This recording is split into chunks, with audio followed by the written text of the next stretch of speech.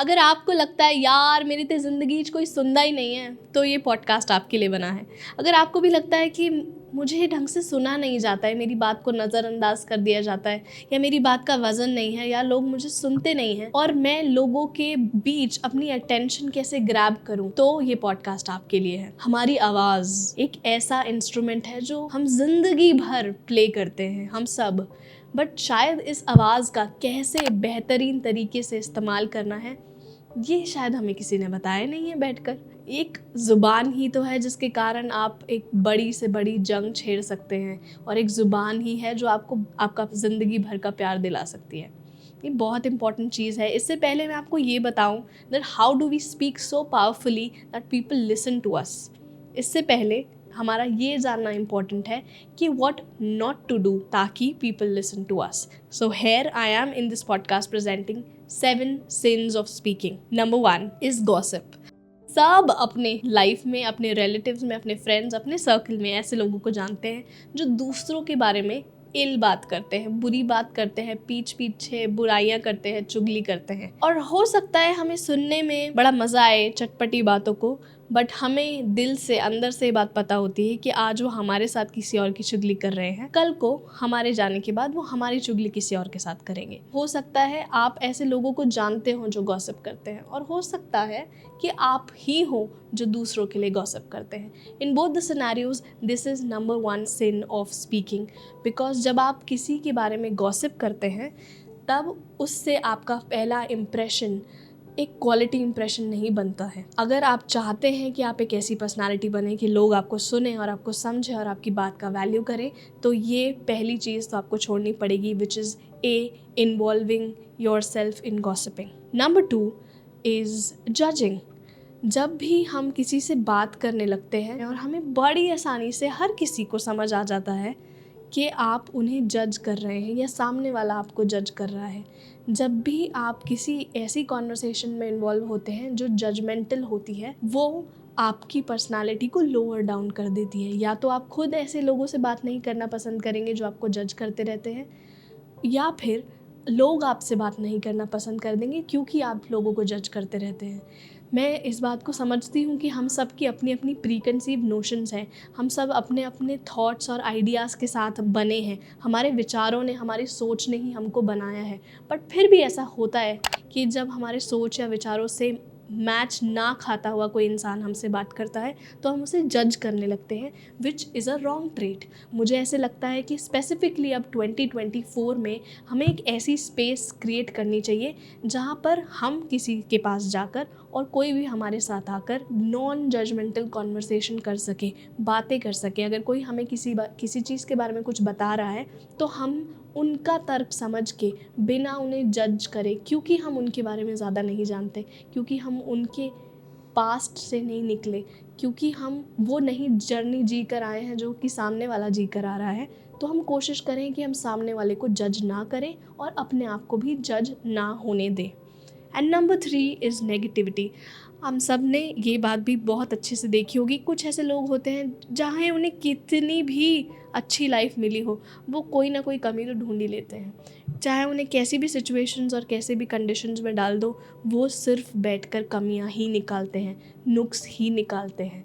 तो ऐसे लोगों से डेफिनेटली दूर रहना चाहिए। फॉर एग्ज़ाम्पल मैं अपने किसी एक दोस्त से बात कर रही थी और मैं उसे समझाने की कोशिश कर रही थी कि इतना प्रॉब्लम है क्या ज़िंदगी में, इतना सब कुछ सही तो चल रहा है, छोटी मोटी चीज़ें ऊपर तो होती रहती हैं। और मैं उसे ये समझा रही थी कि अपने दिन के लिए, अपनी लाइफ के लिए ग्रेटफुल रहो, मुझे एटलीस्ट 5 चीज़ें बताओ आप अपनी लाइफ के लिए ग्रेटफुल हो। और उसके पास एक भी चीज़ नहीं थी। इसने कहा कि मैं किसी भी चीज़ के लिए अपनी ज़िंदगी में ग्रेटफुल नहीं हूँ।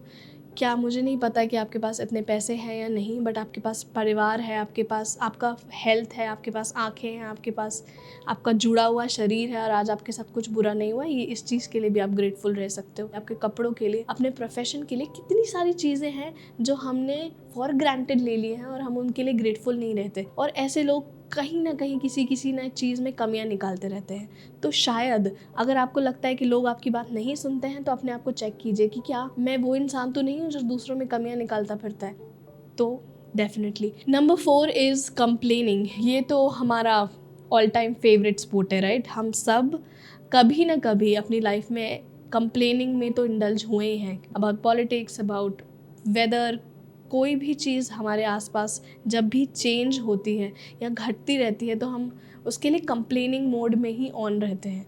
तो मुझे नहीं लगता है कि किसी को भी एक ऐसे इंसान के पास रहना पसंद है जो कंप्लेन ही करता रहो।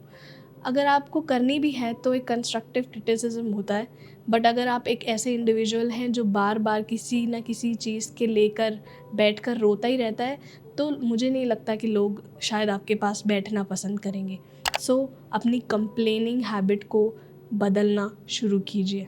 Number 5 is excuses. ये भी होता है हमारे साथ कि कुछ ऐसे लोग होते हैं जो कभी भी ना अपनी ज़िंदगी की रिस्पॉन्सिबिलिटी, अपने काम की, अपने सोच की, अपने थॉट की रिस्पॉन्सिबिलिटी खुद लेते ही नहीं हैं, दूसरों पर डालते रहते हैं। तो जो लोग हमेशा एक्सक्यूज़ेस के साथ रेडी रहते हैं, जो लोग के पास हर चीज़ के लिए कोई ना कोई रीज़न रेडी रहता है और वो दूसरों को ब्लेम करते रहते हैं, मुझे नहीं लगता कि अगर आप एक ब्लेमर हैं, एक एक्सक्यूज़ गिवर हैं, अगर आप एक ऐसे इंसान हैं, तो मुझे नहीं लगता कि लोग आपके पास बैठना पसंद करेंगे या फिर लोग आपकी बात को सीरियसली लेंगे। Number 6 is very important, exaggeration. मुझे लगता है आपको अपने सर्कल में कोई ना कोई एक इंसान तो ऐसा पता ही होगा जो बहुत एग्जैजरेट करता है, छोटी सी बात को बहुत बड़ा बनाकर ओवर सेल करके दिखाता है, या फिर छोटी सी बात को इतना बड़ा करके झूठ बनाकर दिखाता है। मुझे लगता है कि ओवर एग्जैजरेशन वाले लोग हम बहुत जल्दी पहचान लेते हैं कि अरे यार ये तो छोड़ रहा है, अरे यार ये तो फालतू की बात कर रहा है। जब आप ओवर एग्जैजरेट करने लगते हैं, कहानियाँ मारने लगते हैं, तो आप दूसरों की नज़रों में एकदम से गिर जाते हैं और कोई आपकी बात सीरियसली नहीं लेता है कि यार ये कहानियाँ मारनी बंद कर। ठीक है, तो अगर आप वो इंसान हैं तो please check yourself. Number 7 and the last one is dogmatic. Dogmatic का मतलब ये होता है ऐसे लोग जो अपनी सोच और अपने ओपिनियंस को दूसरों के ऊपर फोर्स करते हैं एज इफ वो फैक्ट है, कि जो मैं कह रहा हूँ वो एकदम सही कह रहा हूँ, और वो इतने स्ट्रांगली पोजेस करते हैं, इतनी स्ट्रांगली अपनी बात को रखते हैं और आपको मजबूर करते हैं अपनी बात को मानने के लिए, क्योंकि यही मेरा तरीका और जो मैं सोचता हूँ वही सही है। जब हम ऐसे एडमेंट लोगों के साथ इंटरैक्ट करते हैं तो हम उनसे दूर भागते हैं। या फिर आप अगर उन इनफ्लेक्सिबल लोगों में से हैं जो एक फिक्स्ड माइंडसेट के साथ, जो आप सालों से कैरी कर रहे हैं अपने साथ, उसी को लेकर लोगों से इंटरैक्शन करते हैं, उसी को लेकर लोगों के साथ बात करते हैं और उनकी बात समझने की कोशिश नहीं करते और अपनी बात समझाने की ज़्यादा फोर्स करते हैं, तो आपको ये क्वालिटी अपने अंदर चेंज करने की ज़रूरत है। तो ये थे वो 7 सिन्स ऑफ स्पीकिंग, जो मुझे लगता है कि लोगों के साथ अच्छा इंटरेक्शन कैसे करना है उससे पहले ये जानना ज़रूरी है कि लोगों के साथ कैसे बात